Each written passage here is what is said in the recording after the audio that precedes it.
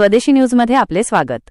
परभणी हिंगोली जिल्हा मध्यवर्ती सहकारी बँकेच्या अध्यक्षपदी निवड झाल्याबद्दल जिंतूर सेलूचे माजी आमदार रामप्रसादजी बोर्डीकर यांचा इटोली येथे भव्य नागरी सत्कार सोहळा मोठ्या उत्साहात संपन्न झाला। जिंतूर पंचायत समिती सदस्या सौ रंजना बाळाजी सांगळे यांनी या सोहळ्याचे आयोजन केले होते।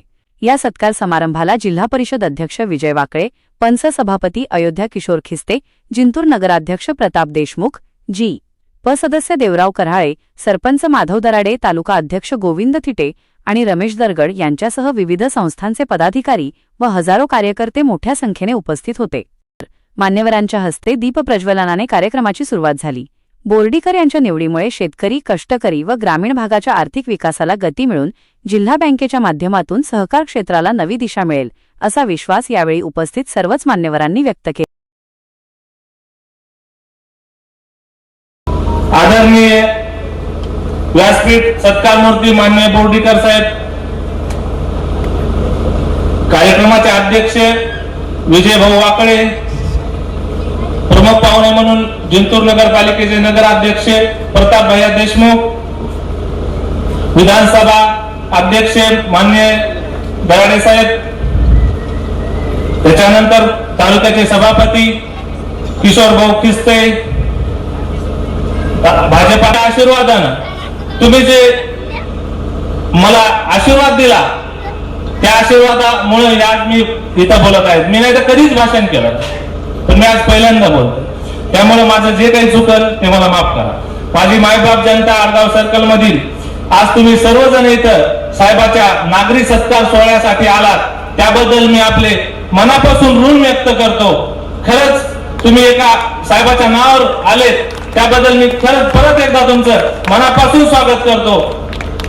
आणि साहेब, मी तुमचे मनापासून आभार व्यक्त करतो व तुम्हाला मी ज्याला मानतो त्या माझ्या दैवताला मानून मी तुम्हाला शब्द देतो की साहेब, मी तुम्हाला कधीही सोडणार नाही किंवा माझा मी शब्द बदलणार नाही।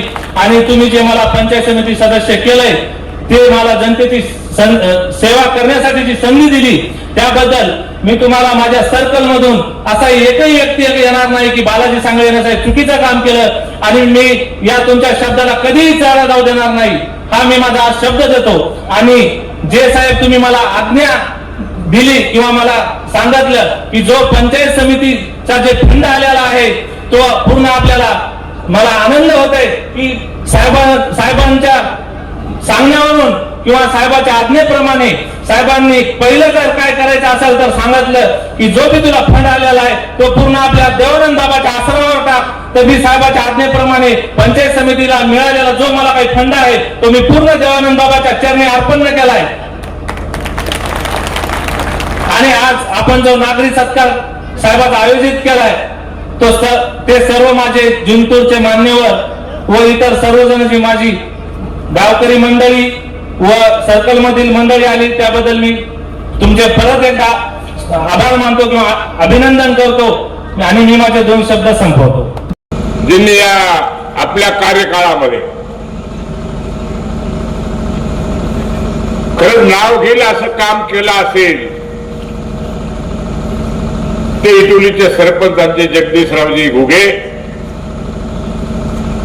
सर्व आमचे सहकारी, या पंचकृषीतून आलेले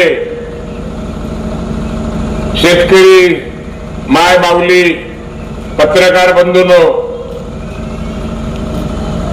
उपस्थित बंधू आणि भगिनी, खरं पाहिलं तर हा सत्कार माझा कशामुळं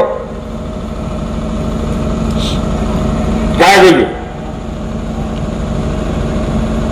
इथे धनी कोण आहेत या सत्काराचा अधिकार कोणाला? आणि खरं पाहिलं ते हा सत्कार घेत असताना एवढा आनंद, कारण माझ्या आयुष्यामध्ये असे दिवस आले नाही, ते दिवस अशोक या सत्काराच्या वेळेस सांगण्यासाठी बोर्डीकर जिल्हा बँकेचा अध्यक्ष झाला ही फार मोठी गोष्ट नाही। याआधी सुद्धा बोर्डीकरही जिल्हा बँकेचा अध्यक्ष होता। बोर्डीकरांनी नागरे साहेबांना सुद्धा जिल्हा अध्यक्ष म्हणून काम करायची संधी दिली। म्हणून फार मोठं अध्यक्ष म्हणून काय लोक काय सांगतोय. पण आजची खरी आनंदाची गोष्ट काय आहे, अरे तुझ्या आमच्या नशिबामध्ये जिंतूर पंचायत समिती भारतीय जनता पक्षाच्या ताब्यामध्ये, जिंतूर मार्केट कमिटी भाजपच्या भारतीय जनता पक्षाच्या ताब्यामध्ये, सेलू पंचायत समिती भाजपच्या, काय सांगतोय लक्षात यायले का, भाजपच्या नेतृत्वाखाली, जिल्हा परिषदेचा अध्यक्ष सुद्धा जिंतूरचा भाजपचा, परभणी जिल्हा मध्यवर्ती बँकेचा अध्यक्ष सुद्धा जिंतूरचा बोर्डीकर, आणि भारतीय जनता पक्षाने या जिल्ह्याचा पालकमंत्री सुद्धा जिंतूर तालुक्याचाच आपल्या दिदीला केले. यापेक्षा आनंद 50-55 वर्ष समाजकारण राजकारणामध्ये गेले आपले, असे दिवस कधी पाहायला भेटले. आणि हे दिवस जे आम्हाला पाहायला मिळाले ते कोणामुळे आले, ते तुमच्यामुळे आले. लक्षात घ्या, हे आले तुमच्यामुळे. तुम्ही ते प्रेम दाखवलं, पंचायत समितीला दाखवलं, जिल्हा परिषदेला दाखवलं, मार्केट कमिटीच्या वेळेला दाखवलं, आणि 2-3 निवडणुका पाहिल्या आपण की मध्यवर्ती बँकेची जिंतूर असो, सेलू असो, बिनविरोध जागा तुम्ही देता.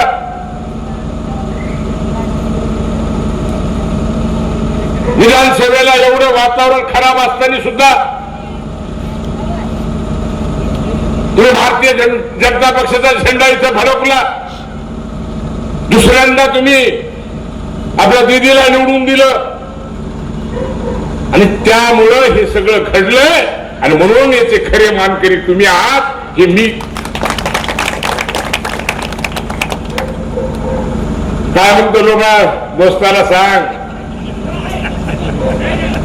काय चूक सांगायला लोक मी नाही रे, आता नका, आता हे सगळं मिळाले, याच्यातून काय साध्य करायचे आपल्याला. काय म्हणतोय सरपंच, याच्यातून काय साध्य करायचंय आपल्याला हे पाहणं गरजेचं, लक्षात घ्या, हे ठरवणं गरजेचं. काय कांता चूक म्हणतोय, तुझ्या अपेक्षा पूर्ण होतील, काही चिंता होत. काय बाबूसाहेब बरोबर सांगितलं का नाही, आले कानावर माझ्या, आले कानावर. वेळ आल्याशिवाय काही गोष्टी घडत नसत्यात, वेळ येऊ द्यावं लागत असती, आणि वेळ येत असती संयम आणि लीनता अंगात. काय असलं, जलबाजी चालत नाही. काय म्हणत होतो मी, विषय वेगळ्या दिशेला चालला होता. हे सगळं घडले कशामुळे, तुमच्यामुळं. बाबूशाव नेऊन ठेवलो होतो आपण. 50 वर्ष झालं या जिंतूर मतदारसंघामध्ये आपल्या समोर मी आहे. किती वर्ष झाले, मला तुम्ही खांदे पालट बी केली. मला दुःख नाही, निसर्गाला बदल आवडतोय. काय आवडतोय, बदल आवडतो. निसर्गाला बदल आवडतोय, माणसाला बदल आवडणं साहजिकच आहे. त्याला वाटतं नवं आलं काहीतरी चांगलं करी. हे तर रोजच आहे. पिठलं भाकर खायला, पुरणपोळी खाऊ का एकदा. पळसाळा पानं 3च आहेत, लक्षात घ्या. काय पळसाळा पान 3च आहेत. पण या 50 वर्षाच्या राजकारणामध्ये बोर्डीकर कसा वागला हे मात्र तुम्ही ठरवलं पाहिजे. अरे आता इटुलीला विचारलं, किती घरकुला दिले जगू पाटील? 550 झाले असतील. आताची यादी किती आली?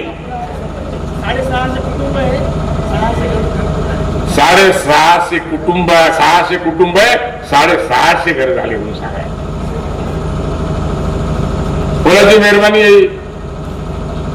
भारतीय जनता पक्षाची. आणि आता याद्या आल्या, आणखी या याद्यामध्ये कमी जास्त राहिल्या तर सुधारण्यासाठी तुमच्या पालकमंत्र्यांनी संबंधितांना सूचना दिल्या. ह्या याद्या काय आहेत का? जिंतूर तालुक्यातल्या आखरी माणसापर्यंत तुमचे पालकमंत्री घरकुलाच्या बाबतीत लक्ष देईल हा विश्वास आज बाबतीचा सांगतोय, हे लक्षात ठेवा तुम्ही. ही यादी फक्त ग्रामसभेत मंजूर करायची, ग्रामसभेत तिचं वाचन करायचं. काय करायचं? ग्रामसभेत तिचं वाचन करायचं आणि त्यामध्ये काही चुका झाल्या असत्याल, काही झाल्या असत्याल किंवा पहिली मिळाली असेल, काही झालं असेल, असे 2-4 कटतील, जास्त कटणार नाहीत. आणि ज्याचे नाव नसतील आले त्या संदर्भात सुद्धा दुसरी आमसभा घ्या म्हणून सांगितलं आणि त्यामध्ये ठराव घेऊन पाठवा म्हणून सांगितलं. राहील का नाही पाठीशी त्यांच्या आता? आणि मग त्याच्या पाठीशी आम्ही आहोत. प्रत्येक गोष्ट सांगेल ती इथं करू. आणि बालाजीला सुद्धा तालुक्यावर घेतलंय. याला पुढच्या जिल्ह्यावर नेण्याचं काम करावं लागलं. असं काही सगळे सांगणार एकत्र राहिली पाहिजे, तर हे गणित जमतंय. आणि मग ते करायचं असेल तर स्वार्थ तुम्हाला आहे, मला आहे, नाही असातला प्रकार नाही. पण वेळ प्रसंग कोण पुढे केलं पाहिजे, कोण मागे ठेवलं पाहिजे, ह्या गोष्टी तुम्हाला समजल्या पाहिजे.